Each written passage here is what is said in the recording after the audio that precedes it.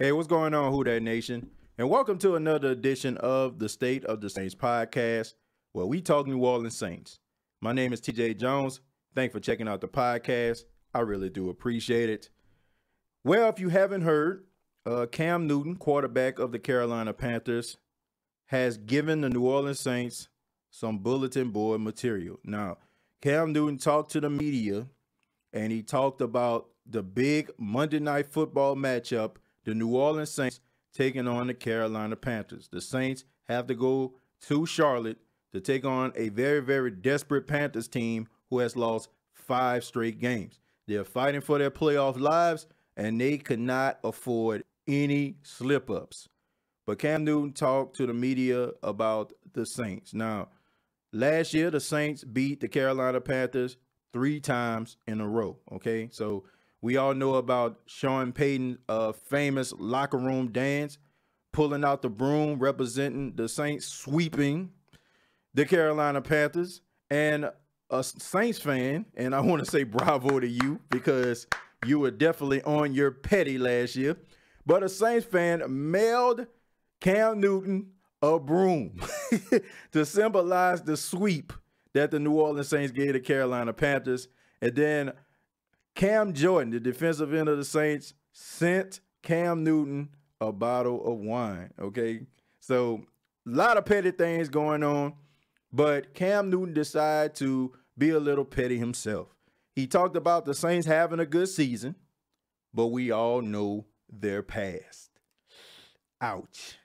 Dang, Cam, why you got to do it like that, man? Why you got to bring up the past, okay?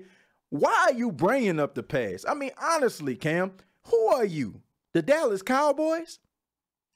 Anyway, Cam Newton talks about the Saints' past. Now, what he was talking about was the New Orleans Saints not being a successful franchise in the past. Now, the Saints have a winning percentage all time of .42. Now, it's not above 500. The Saints in the 80s were terrible. The Saints in, I always have to say, the mid to late 90s were terrible. Early 2000 terrible. We can all honestly agree that the Saints became a better franchise when Sean Payton and Drew Brees walked through the door. No surprise there. But I just find it interesting that a quarterback of a team that has lost 5 straight games, a quarterback of a team that can't hit the back of a barn door right now, and he cannot rack off any type of victories over the last 5 weeks. He has time to point fingers at a team that is 11-2. But since Cam Newton wants to bring up the past, I feel like it's only right that we bring up his past, right? So, who is Cam Newton? Cam Newton, we all know. Well, if you don't, Cam Newton started off at the University of Florida. He backed up Tim Tebow. Cam Newton was kicked out of school.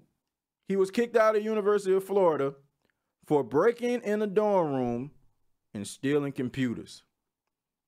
He gets kicked out of Florida. He goes to a community college and then transfers to Auburn. And the rest is history. Cam Newton wins the Heisman Trophy. Cam Newton wins the national championship. Cam Newton is the first overall pick in the 2011 NFL draft. Cam Newton is the best quarterback the Carolina Panthers have ever had, okay? He is the best quarterback they ever had. No disrespect to Jake Delhomme, but honestly, who is he competing with, huh? Who is he competing with?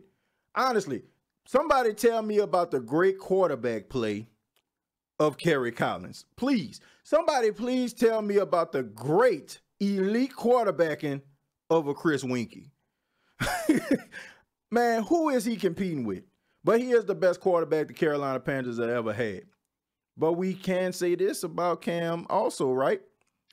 Cam has a tendency of being a whiner. Yes, he cries on the sideline when his team is losing. We all know about Cam Newton pouting on the sidelines.